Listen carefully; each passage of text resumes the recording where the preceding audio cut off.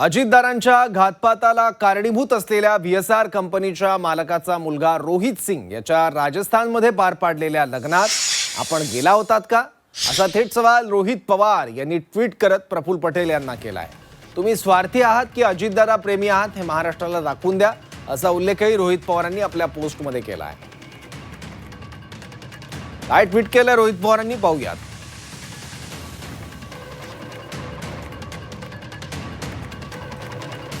प्रफुल्ल पटेल जी, आपणास विनंती आहे की अजितदारांच्या अपघाताला घातपाताला कारणीभूत असलेल्या VSR कंपनीच्या मालकाचा मुलगा रोहित सिंग याच्या राजस्थानमध्ये पार पडलेल्या लग्नात आपण गेला होतात का?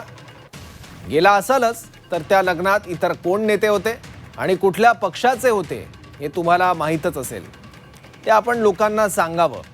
तुम्ही स्वार्थी आहात की अजितदादा प्रेमी आहात हे महाराष्ट्राला दाखवून द्या।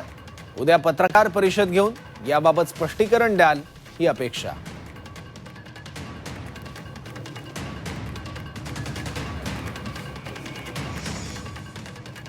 अजित पवारांच्या अपघाताबाबत राज्यात अनेक प्रश्न उपस्थित केले जात आहेत, पण राष्ट्रीय पातळीवर सुद्धा या प्रश्नांची दखल घेतली जावी यासाठी रोहित पवार हे दिल्लीत गेले आहेत। केजरीवाल यांच्यानंतर आता रोहित पवार हे अखिलेश यादव, तेजस्वी यादव यांची भेट घेणार आहेत। तसंच इंडिया आघाडीतल्या प्रमुख नेत्यांसोबत रोहित पवार अमित शहांची देखील भेट घेण्याची शक्यता आहे। दिल्लीमध्ये असताना रोहित पवारांनी थेट भाजपवरच संशय येत असल्याचं, शंका असल्याचं आरोप केला आहे। तर शिरसाटांनी मात्र याला राजकीय रंग कोणीच देऊ नये असं म्हटलं आहे।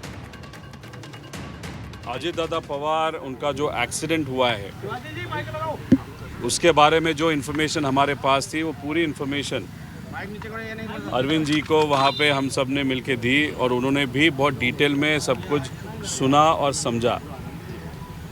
पॉलिटिकल कॉन्स्पिरेसी क्या हो सकती है वो भी उनसे हमने बात की। उसके साथ एयर इंडिया के जो पायलट्स हैं और जो पायलट एसोसिएशन है उनकी भी जो मांगे हैं, अंडर सेक्शन 12 के अंतर्गत ये इन्वेस्टिगेशन होना चाहिए, वैसे भी हमने वो मांग की। आगे के 4 दिन मैं दिल्ली में हूँ, अगर वो चाहे मैं आंध्रा जाने के लिए तैयार हूँ।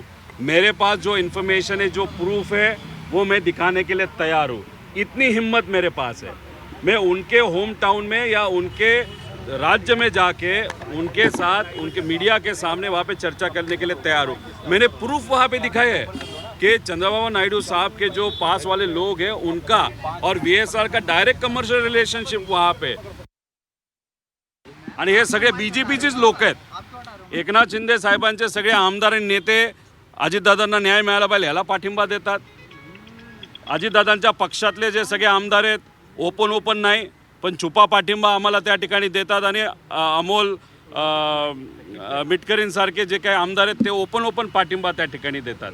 आमच्या पक्षातले तर आहेतच, काँग्रेसमधले आहेतच, पण भाजपचेच नेते हे इन्व्हेस्टिगेशन नाही तर तपास योग्य दिशेने जाऊ नये अशी भूमिका या भाजपच्या नेत्यांची आणि त्या पदाधिकारी कार्यकर्त्यांची आहे का?